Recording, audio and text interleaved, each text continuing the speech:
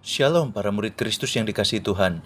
Pada bagaimana kali ini kita akan merenungkan sebuah tema ada suluh di tengah keluh yang diambil dari Ayub pasal 9 ayat 25-26. Demikian firman Tuhan.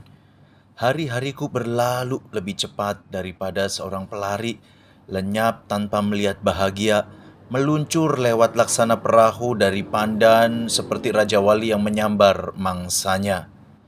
Saudara, Surabaya sudah mulai memasuki musim penghujan. Dalam kondisi ini saya mengenal seorang nenek yang mengeluh, aduh hujan terus, jemuran jadi susah kering. Tetapi nggak berhenti sampai di sini. Saat musim panas, saya mengetahui nenek yang sama ini juga mengeluh, aduh Surabaya kok panasnya nggak ketulungan. Saudara, ungkapan keluhan nenek tentang cuaca di Surabaya ini memberikan gambaran kepada kita mengenai kecenderungan manusia yang tidak terpisah dari yang namanya keluhan. Mungkin orang yang suka mengeluh atau terjebak dalam suasana penuh keluhan itu adalah kita. Mengeluh karena pergumulan pelayanan, keuangan, kerjaan yang penuh tantangan, atau relasi-relasi yang menguras emosi. Kita pun mengeluh, kenapa begini, kenapa begitu. Nah, keluhan ini juga pernah dialami oleh seorang anak Tuhan bernama Ayub. Betapa lebihnya kondisi Ayub, saudara, jika dibandingkan dengan kita mungkin. Seolah-olah keluhan Ayub tentu bisa dibenarkan.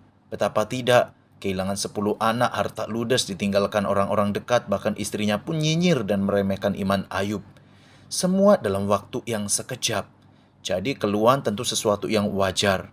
Ayub menggambarkan kondisinya dengan frase, hari-hariku cepat berlalu tanpa melihat bahagia.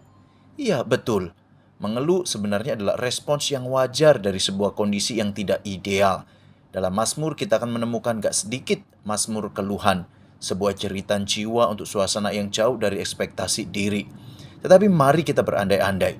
Seandainya keluhan ini terus berjalan tanpa adanya sebuah pengharapan, bisa dipastikan tidak akan ada antusiasme melihat kehidupan. Tidak ada alasan untuk bertahan dan kehidupan akan dijalani dalam kesia-siaan. Tetapi saudara bersyukur, ada suluh di tengah keluh. Ada cahaya mereka di tengah pergumulan yang membawa duka. Ada pengharapan di tengah permasalahan yang ada. Inilah sebenarnya yang menjadi iman Ayub meskipun dia sempat berada dalam ambang batas kesabarannya.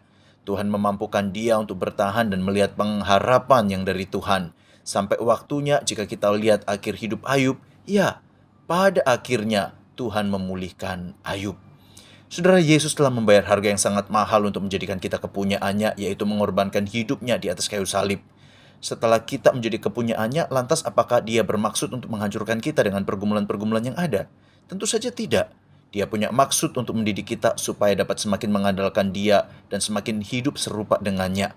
Dengan alasan inilah, mari melihat semua keluhan dalam setiap pergumulan, ada pengharapan yang membuat kita meyakini bahwa Allah merancangkan masa depan yang indah dalam hidup kita.